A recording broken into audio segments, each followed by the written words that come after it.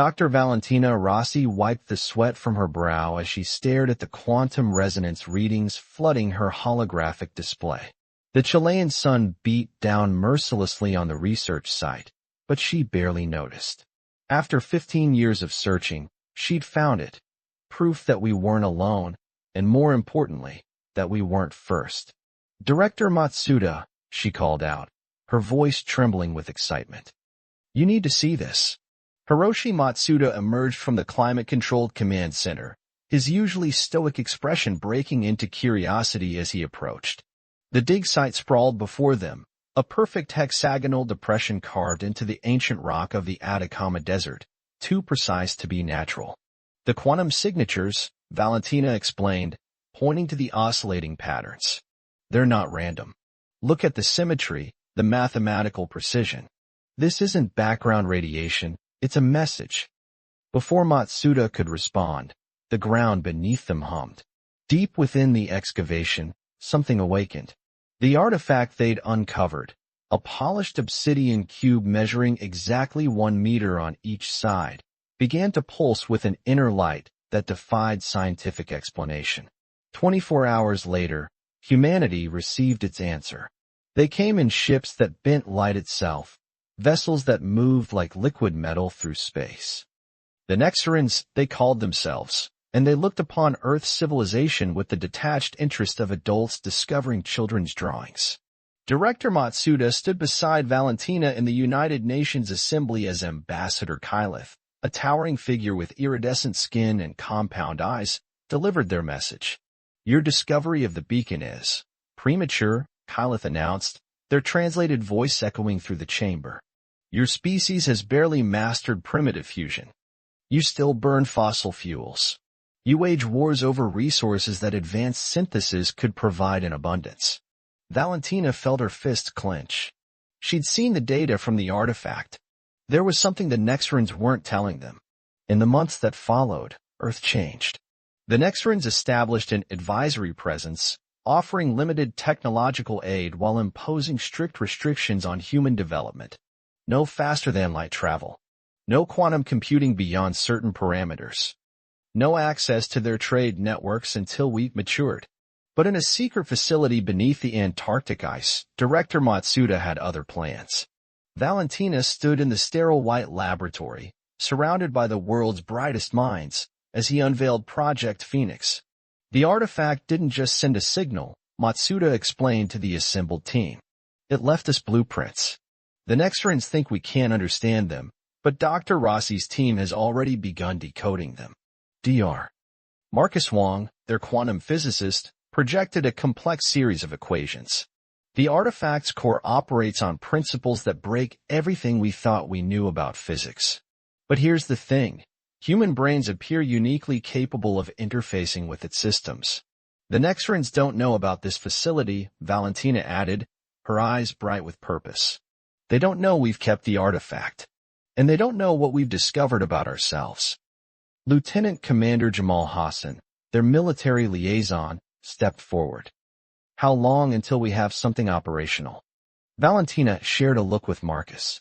"The prototype quantum core is already under construction. 3 months, maybe 4. But we'll need a pilot." "Not just any pilot," Marcus cautioned. "Someone whose neural patterns can sync with the artifact's quantum field. We've tested thousands of candidates. Only 1 in a million humans has the capability." Matsuda nodded grimly. "Then we'll test millions." The Nexarans believe they're containing a primitive species. They don't realize they're watching a chrysalis. As if in response to his words, the artifact pulsed again, its obsidian surface rippling like black water. Valentina placed her hand against it, feeling the ancient power humming beneath her palm. In her mind, she saw possibilities unfolding like fractals, humanity's future branching into countless paths of evolution. "They think there are shepherds," she whispered, "but I don't think that's true. I think they're afraid of what we might become." In high orbit, the Nexaran ships maintained their silent vigil over Earth, their crews unaware that deep beneath the ice, humanity had begun its transformation. The game of pretense and submission had begun, but beneath the surface, a storm was brewing. Project Phoenix had taken flight, and soon the galaxy would learn that humanity's greatest strength wasn't in our technology or our weapons, but in our relentless drive to exceed our limitations. The Nexarans had made one crucial mistake. They had given humanity a ceiling, and nothing inspired humans more than a ceiling that needed breaking. Captain Dao Jin stood motionless in the Antarctic facility's quantum synchronization chamber, her breath steady despite the swarm of neural sensors mapping her brain patterns. She'd failed this test 6 times already, but something felt different today. The artifact's resonance hummed through her consciousness like a forgotten melody. Neural synchronization at 60%, Dr. Marcus Wong announced from behind the control panel. 70, 80, holding steady at 85%. He turned to Director Matsuda, eyes wide. Sir, these are the highest readings we've ever recorded. Through the observation window, Valentina Rossi watched intently. After 8 months of searching, they might have finally found their pilot. The prototype vessel dubbed Starweaver waited in its underground berth, its quantum core calling out for a compatible mind. The chamber's lights flickered as Dao pushed deeper into the synchronization. In her mind's eye, she saw impossible geometries, felt the whispers of ancient knowledge brushing against her consciousness. Then something clicked, a connection so profound it brought tears to her eyes. 98% synchronization. Marcus shouted. She's done it. The chamber powered down, and Dao emerged on shaky legs. I saw everything, she whispered. The ship, the stars, paths between spaces that shouldn't exist. It was like remembering something I never knew I'd forgotten. Director Matsuda stepped forward, his usual reserve cracking into a rare smile. Captain Jean, welcome to Project Phoenix. Above them, buried in the ice, Starweaver pulsed with anticipation. Unlike the bulky Nexaran vessels in orbit, it was elegant, almost organic in its design. Its quantum core, reversed engineered from the artifact's technology, didn't just bend space, it wove through it like thread through fabric. The Nexarans have increased their restrictions again, Lieutenant Commander Hassan reported during the project briefing. They're demanding oversight of all our space launches, claiming it's for our own protection. Protection from what? Dao asked, still adjusting to her new role. From ourselves, they claim. Valentina answered, her voice bitter. But we've decoded more of the artifact's data. The Nexarans aren't telling us everything about our own history, our potential. Dr. Yuki Tanaka, their xenoarchaeologist, projected a series of translations. The artifact contains references to something called the awakening. We believe it's about species reaching a specific evolutionary threshold. The Nexarans may have gone through it themselves. Or failed to, Marcus added quietly. Dao spent the next 3 weeks in intensive training, learning to merge her consciousness with Starweaver's quantum systems. The ship responded to her thoughts like an extension of her own body, its capabilities far exceeding anything humanity had previously achieved. But time was running out. The Nexaran oversight became more intrusive by the day. Ambassador Kyleth made unannounced inspections of Earth's major research facilities, their compound eyes missing nothing. During one such inspection in Beijing, a junior researcher nearly exposed everything. The Nexarans detected an unusual quantum signature, but Project Phoenix's security protocols activated just in time, burying the evidence under cascading data corruptions. We can't keep this hidden much longer, Hassan warned during an emergency meeting. The Nexarans suspect something. They've stationed a new class of warship in orbit, equipped with quantum detection arrays. Director Matsuda nodded grimly. Then we accelerate the timeline. Captain Jean, is Starweaver ready? Dao closed her eyes, feeling the ship's consciousness brushing against her own. Yes, she answered. But the real question is, are we ready for what comes next? We've learned something crucial about the artifact, Valentina announced, pulling up new data. It's not just a beacon or a library. It's a key, part of a network that spans the galaxy. And humanity's neural architecture is somehow perfectly suited to interface with it. Which explains the Nexarans' behavior, Yuki concluded. They're not protecting us. They're containing us. In the depths of her neural link, Dao felt Starweaver's agreement. The ship wasn't just a vessel, it was a bridge between what humanity was and what it could become. Every time she synchronized with its systems, she felt herself evolving, understanding more. The Nexarans believe there are superiors, she said, standing to address the room. But we're not following their path of evolution. We're forging our own. That night, as the Antarctic winds howled outside, the team made their final preparations. Starweaver had to be launched before the Nexarans discovered its existence. But a single ship, no matter how advanced, couldn't stand against their entire fleet. We're not trying to win a war, Matsuda reminded them. We're proving a point. Humanity will not be caged, not by physical barriers, not by artificial limitations, and not by another species' fear of our potential. As Dao ran through pre-launch sequences, she felt a new presence in the quantum field. Other minds, other vessels, awakening in secret facilities across the globe. Starweaver was just the beginning. The Nexarans had made a fatal mistake. In trying to prevent humanity's advancement, they had given us the very thing we needed most, a challenge. And humanity had never met a challenge it couldn't overcome. The quantum alarm screamed through the Antarctic base as the Nexaran detection fleet entered low orbit. Their massive ships cast shadows over the ice, advanced sensors probing deep beneath the surface. Inside the command center, Director Matsuda's face remained calm, but his knuckles were white against the console. "They're earlier than we anticipated," Lieutenant Commander Hassan reported. 3 capital ships, multiple support vessels. They know something's here. Dr. Kira Patel, their quantum field specialist, pulled up a holographic overlay of the sensor data. "The ice is masking most of our signatures, but it won't fool them for long. Their new quantum arrays are more sophisticated than our intelligence suggested." "Then we make our move now," Matsuda decided. He opened a secure channel to all Project Phoenix sites worldwide. Protocol Sunbreak is in effect. All vessels prepare for simultaneous launch. In Starweaver's cockpit, Dao Jin felt the ship's excitement mirror her own. Through their neural link, she sensed other pilots connecting with their vessels, 12 in total, each hidden in secret facilities across the globe. The quantum network hummed with potential. "Remember," Valentina's voice came through the comm. "The artifact's data suggests these ships can do more than just fly. They're tools of evolution, meant to unlock something within us." The first Nexaran energy pulse struck the ice, vaporizing tons of frozen water instantly. Ambassador Kailatha's voice boomed across all frequencies. "Your deception ends now. Submit to immediate inspection and dissolution of all unauthorized quantum research." Dao closed her eyes, merging deeper with Starweaver's consciousness. The ship's quantum core pulsed in rhythm with her heartbeat.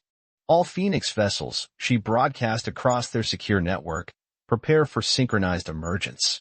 At exactly 0300 hours UTC, humanity showed its hand. Starweaver moved first, its hull phasing through solid ice like it was mist. The quantum drive didn't just propel the ship, it rewrote the basic rules of matter interaction. Dao felt herself becoming something more than human as the vessel rose, her consciousness expanding with each passing second. Across the planet, other ships emerged, from beneath the Mariana Trench, from the heart of the Sahara, from abandoned mines and mountain bunkers. Each pilot connected not just to their ship, but to each other through the quantum network that Project Phoenix had painstakingly constructed. The Nexaran fleet reacted with characteristic precision, energy weapons charging. But something was wrong. Their targeting systems couldn't lock onto the Phoenix vessels. The ships existed in a state of quantum uncertainty, simultaneously here and elsewhere. "Impossible." Kailatha's voice cracked with genuine emotion for the first time. "These technologies are beyond your evolutionary stage. You cannot comprehend." "We comprehend more than you know," Dao responded, her voice carrying strange harmonics as Starweaver's systems amplified it. "You tried to cage a species that has never accepted limitations." Dr. Marcus Wong's voice came through the quantum link, multiple quantum signatures detected in near-Earth space. "The Nexarans are calling in reinforcements." "Good," Matsuda replied. Let them see what humanity can do when pushed too far. The battle that followed defied conventional physics. The Phoenix vessels didn't just fly, they danced through quantum possibilities. When Nexaran weapons fired, the human ships were simply elsewhere, leaving afterimages like quantum ghosts. They're not trying to destroy us, Kira realized, monitoring the quantum fluctuations. Their weapons are calibrated to disable, to ground us. They still think we're children playing with technology we don't understand. Through the neural link, Dao felt the other pilots' agreement. It was time to show the Nexarans exactly what humanity understood. In perfect synchronization, all 12 Phoenix vessels activated their quantum cores at maximum power. The fabric of space-time rippled. For a brief moment, every human on Earth felt a strange resonance, like a bell ringing in their consciousness. The artifact in the Antarctic facility pulsed with renewed energy, and across the galaxy, other buried devices awakened. By the first light, Kyleth whispered, their composure shattered. You've triggered the resonance. You weren't supposed to be capable. Dao watched through Starweaver's quantum-enhanced sensors as panic spread through the Nexaran fleet. Their rigid hierarchy was crumbling in the face of something they'd never expected, a species that had not only grasped quantum engineering but had begun to evolve beyond it. We are humanity, she broadcast, her voice carrying the combined will of all Phoenix pilots. We are not your students or your subjects. We are your equals, and it's time you understood that. The Nexaran ships withdrew to high orbit, their commanding officers locked in urgent communication with their homeworld. But it was too late to contain what had been unleashed. Across Earth, humans began reporting strange dreams, new abilities, quantum echoes that shouldn't have been possible. In the Antarctic Command Center, Valentina studied the artifact's latest data with trembling hands. This isn't just about technology, she announced. The resonance, it's changing us, all of us. The quantum network isn't just connecting our ships, it's connecting our species. Evolution, Matsuda said softly, but not the kind the Nexarans expected. As dawn broke over the Antarctic ice, humanity stood at a crossroads. The Nexarans' attempted blockade had become a front-row seat to something unprecedented, a species breaking through not just technological barriers, but the very boundaries of their own potential. And this was only the beginning. The meditation chamber aboard Starweaver thrummed with quantum resonance as Dr. Raven Blackthorne, the project's new quantum consciousness specialist, monitored Dao Jin's brainwave patterns. 3 months had passed since the first confrontation with the Nexaran fleet, and humanity's transformation was accelerating beyond anyone's predictions. Your neural architecture has completely reorganized, Raven observed, her holographic displays showing cascading patterns of quantum entanglement. You're not just interfacing with the ship anymore, you're evolving with it. Dao opened her eyes, which now held traces of shifting, geometric patterns. I can feel others like me. Not just the Phoenix pilots, but ordinary humans. The resonance is spreading. In Geneva, the United Earth Council had convened an emergency session. Director Matsuda stood before representatives from every nation, his presentation interrupted by gasps as he showed the latest data. 20% of Earth's population now shows signs of quantum sensitivity, he announced. Children born after the resonance demonstrate unprecedented cognitive abilities. We are becoming something new. Ambassador Kyleth watched from the diplomatic section, their compound eyes reflecting complex emotions. The Nexaran blockade had evolved into an uneasy observation force, their ships maintaining distance from Earth's new quantum defense grid. Dr. Zain al-Rashid, head of the Global Quantum Monitoring Network, brought up a galactic map dotted with pulsing lights. We've detected 47 artifacts activating across known space. Each one responds to human quantum signatures. This was never about containing us. It was about finding us. In orbit, the Phoenix fleet had grown. 30 vessels now patrolled the solar system, each piloted by humans who'd shown exceptional quantum affinity. But it was the changes on Earth that truly showed humanity's transformation. The first quantum centers emerged in major cities, places where humans with newfound abilities could learn to control their evolution. Children levitated objects through quantum manipulation. Teenagers shared thoughts across continents through entangled consciousness. Adults developed abilities that bordered on precognition, seeing quantum possibilities unfold before they collapsed into reality. The Nexarans aren't the only ones watching now, Hassan reported during a high-level briefing. Other species have breached the blockade to observe us. Some are offering alliance, others showing signs of fear. In her quarters aboard Star Weaver, Dao studied ancient star charts decoded from the artifacts database. The quantum link let her perceive layers of information impossible for traditional human consciousness to process. Captain Jean, Kira's voice came through the ship's comm. We're detecting massive quantum fluctuations from the Carina Nebula. Something's responding to our evolution.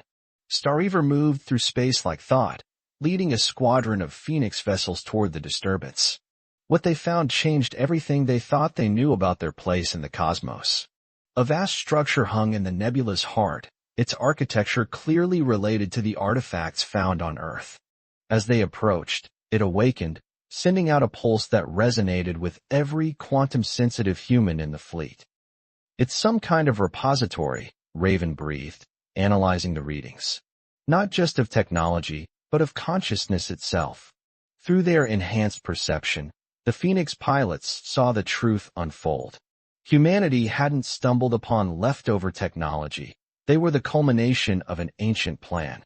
The artifacts, the quantum technology, even their unique neural architecture, all had been carefully orchestrated. We've found records. Valentina's voice crackled through quantum space. The beings who built this, they weren't our predecessors. They were our architects. They seeded Earth with the potential for this specific evolution. The revelation sent shockwaves through human space. The Nexarans' attempts to contain humanity hadn't just been about maintaining their technological superiority. They'd been trying to prevent the rise of something they'd feared for millennia. In the repository's central chamber, Dao discovered a message left in quantum patterns that only evolved human consciousness could perceive. To those who find this, you are not our successors. You are our children, hidden among the stars until you were ready to awaken. The Nexarans and others like them are the caretakers who forgot their purpose. Now you must remind them.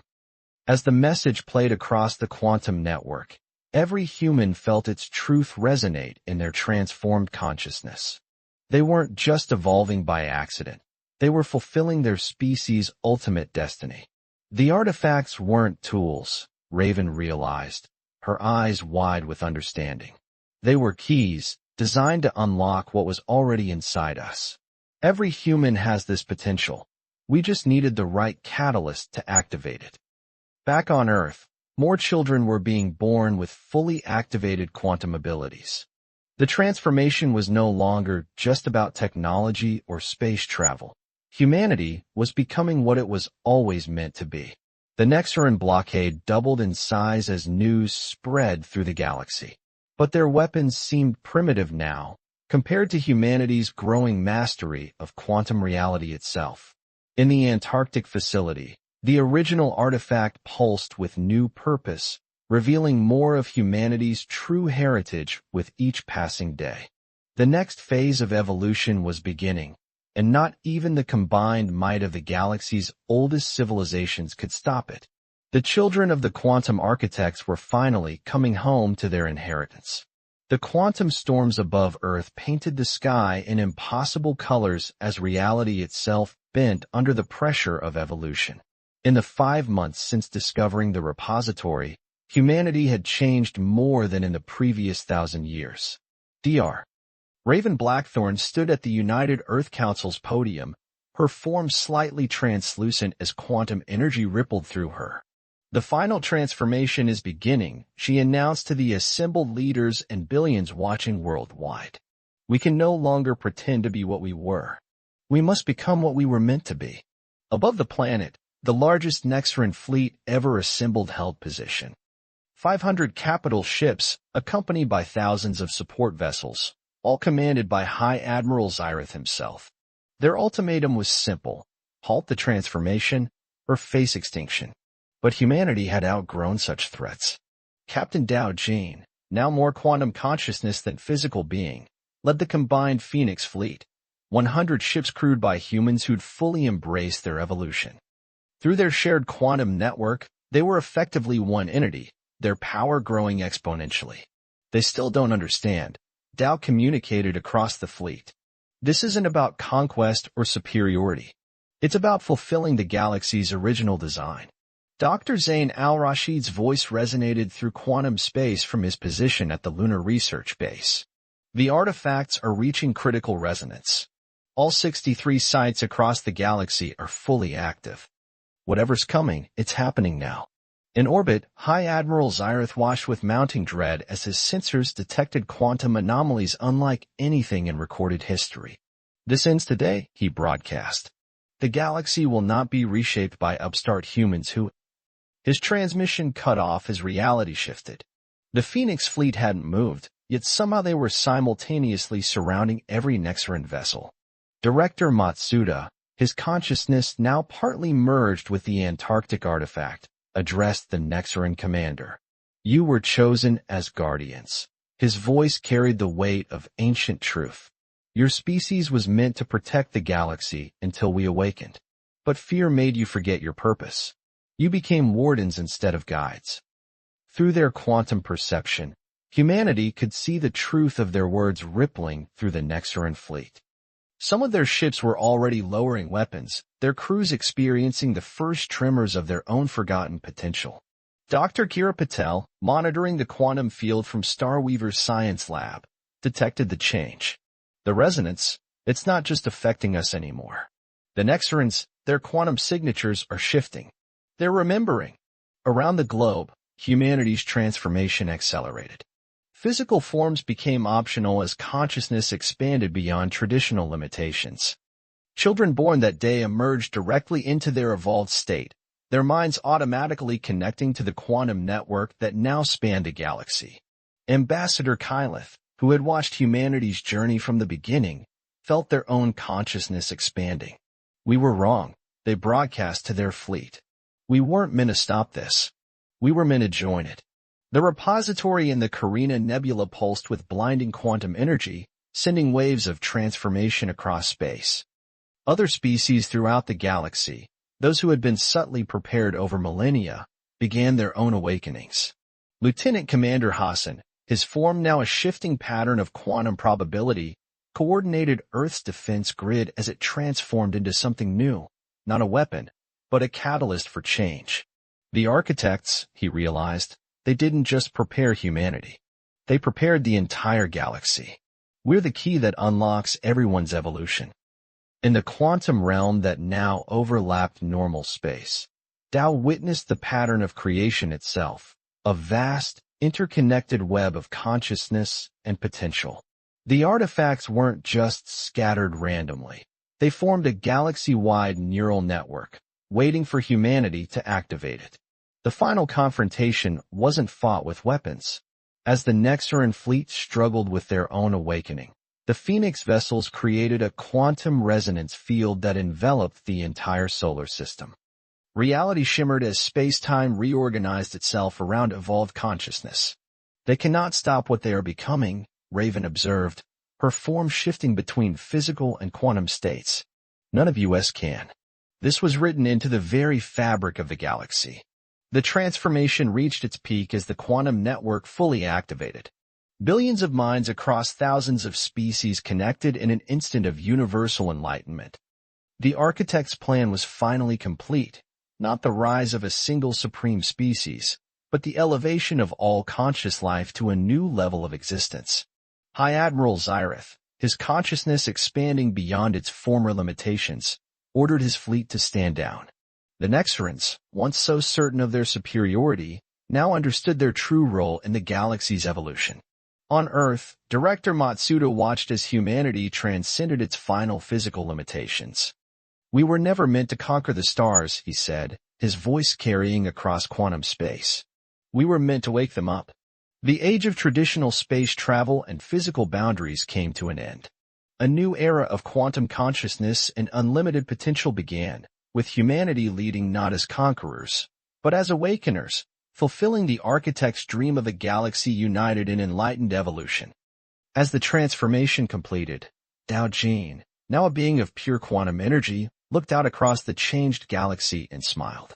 The children of the architects had not only come home, they had brought the entire galaxy with them into a new dawn of existence.